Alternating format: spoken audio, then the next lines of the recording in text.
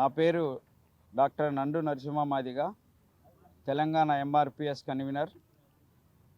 మొన్న సుప్రీంకోర్టు ఏదైతే తీర్పు ఇచ్చిందో ఆ తీర్పు పూర్తిగా రాజ్యాంగ విరుద్ధం. దాన్ని మేము ఎంఆర్పిఎస్ తరపున తీవ్రంగా ఖండిస్తున్నాం.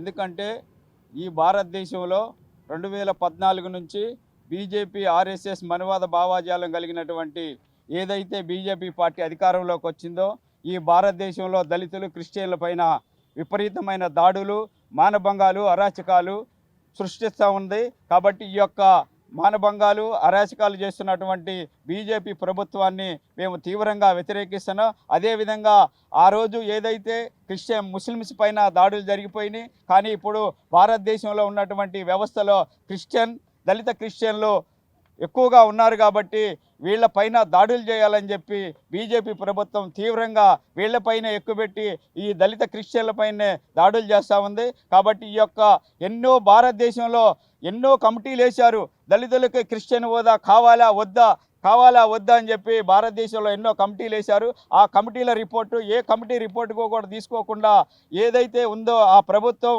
ఆ యొక్క జడ్జి గారు ఏదైతే ఉందో గతంలో కూడా జరిగింది.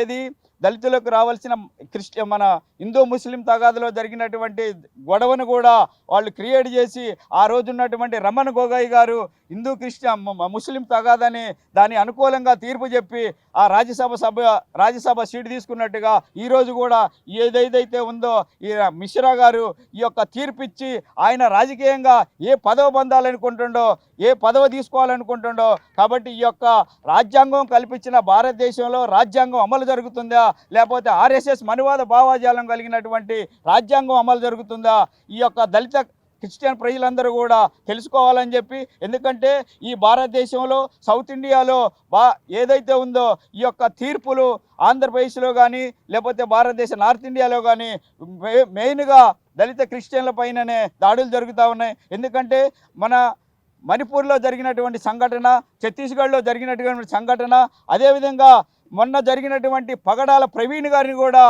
ఈ యొక్క బీజేపీ ఆర్ఎస్ఎస్ ప్రభుత్వం కుట్రపూరితంగా ఇంట్లోనే హత్య చేసి తీసుకుపోయి అక్కడెక్కడో తాగిండు అని చెప్పి హత్య చేయడం జరిగింది. ఈ యొక్క భారతదేశంలో ఆర్ఎస్ఎస్ మనువాద భావజాలం చేస్తున్నటువంటి ఈ యొక్క మానభంగాలను, దళిత క్రైస్తవులపై చేస్తున్నటువంటి దాడులను ఎంఆర్పిఎస్ తరఫున పూర్తిగా తీవ్రంగా ఖండిస్తున్నాం. భారతదేశంలో ఉన్నటువంటి దళితులందరూ కూడా ఈ యొక్క ఆర్ఎస్ఎస్ భావజాలం కలిగినటువంటి ప్రభుత్వాన్ని కుప్పగూల్చేంత వరకు కూడా దళితులంతా ఏకమయ్యి ఈ యొక్క ప్రభుత్వాన్ని కోల్చాలని చెప్పి కోరుకుంటున్నాం. ఈరోజు ఏదైతే భారత రాజ్యాంగం డాక్టర్ బాబాసాహెబ్ అంబేద్కర్ గారు కల్పించిన హక్కులను, కల్పించిన స్వేచ్ఛని ఈరోజు కాలరాయబడుతున్నది. ఎందుకంటే ఈరోజు దళితులకు, సబ్బండ వర్గాలకు, గిరిజనులకు డాక్టర్ బాబాసాహెబ్ అంబేద్కర్ ఆర్టికల్ 25 ప్రకారం ఒక వ్యక్తి ఏ మతాన్నైనా స్వీకరించవచ్చు, అంటే ఒక వ్యక్తి ఏ మతాన్ని స్వీకరించు, ఏ దేవుళ్ళనైనా పూజించవచ్చు అనేది ఒక వ్యక్తిని ఒక భారత రాజ్యాంగం ఆర్టికల్లో చాలా చక్కగా పొందుపరిచారు. కానీ ఈరోజు దేశంలో దాడులు జరుగుతున్నాయంటే మరి ఈరోజు ఎస్సీలు కూడా మరి ఏ మతంలో ఉన్నా కూడా వాళ్ళ కుల వివక్ష అనేది జరుగుతుంది ఇక్కడ. ఎందుకంటే మొన్న మనం బమ్మెర అక్కడ చూసిన ఒక చిన్న పిల్ల విషయం మీద, అంటే ఎక్కడ ఏ మతంలో ఉన్నా కూడా ఎస్సీ ఎస్టీలకు వాళ్ళ మీద జరుగుతున్న అరాచకాలు రోజు రోజుకు పెరుగుతున్నాయి. ఈరోజు భారత రాజ్యాంగాన్ని తూట్లు పొడుస్తూ ఏదైతే భారత రాజ్యాంగం కల్పించిన హక్కులను కాలరాస్తూ ఈరోజు ఏదైతే తీర్పు వెలువరించారో దాన్ని ఇమీడియట్లీగా ఉపసంహరించుకోవాలి. ఎందుకంటే ఒక వ్యక్తి యొక్క స్వేచ్ఛని మీరు హరిస్తున్నారు. ఒక వ్యక్తి యొక్క ఫ్రీడమ్ ఆఫ్ స్పీచ్, ఒక వ్యక్తి యొక్క ఏ విధంగా జీవించాలనేది భారత రాజ్యాంగం కల్పించింది. కానీ అలాంటి హక్కుల్ని ఈరోజు కాలరాస్తూ ఈరోజు చాలామంది దళితుల యొక్క ఊచకోత చేస్తున్న ఏదైతే చట్టాలు ఉన్నాయో ఇమీడియట్లీగా దాన్ని ఉపసంహరించుకోవాలి. ఎందుకంటే దేశంలో ఒక వ్యక్తుల యొక్క స్వేచ్ఛని హరిస్తున్న ఏ విషయంని కూడా దాని మీద ఉద్యమాలు నడిచినాయి. ఈరోజు ఎల్హెచ్పిఎస్ నుంచి నేను లంబాడ హక్కుల పోరాట సమితి నుంచి దీన్ని పూర్తిగా వ్యతిరేకిస్తున్నాం. తప్పకుండా రాబోయే రోజుల్లో దీని మీద తప్పకుండా అందరినీ మేధావులతో కూడా చర్చిస్తాం.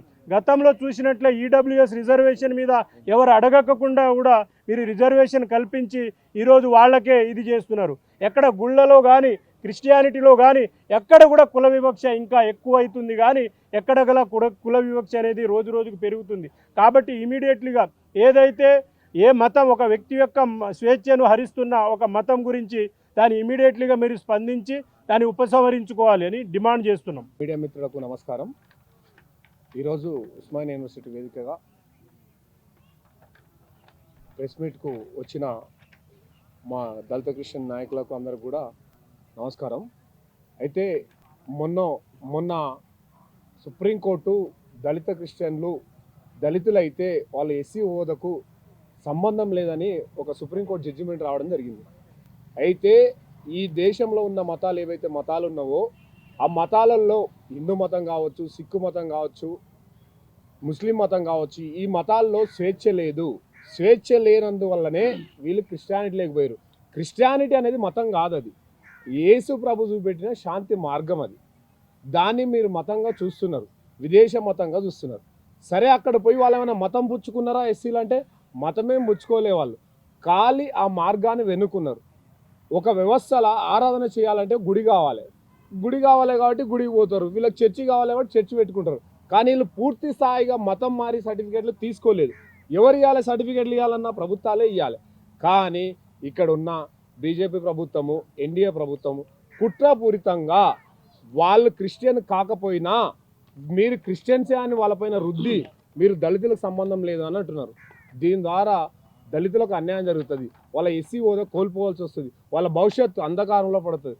కాబట్టి మరొకసారి సుప్రీంకోర్టు జడ్జి గారు మీరు పునఃపరిశీలన చేసి ఈ యొక్క జడ్జిమెంట్ పైన మరొకసారి ఆలోచన చేసి దాన్ని రిటర్న్ తీసుకోవాలని మేము కోరుకుంటున్నాం.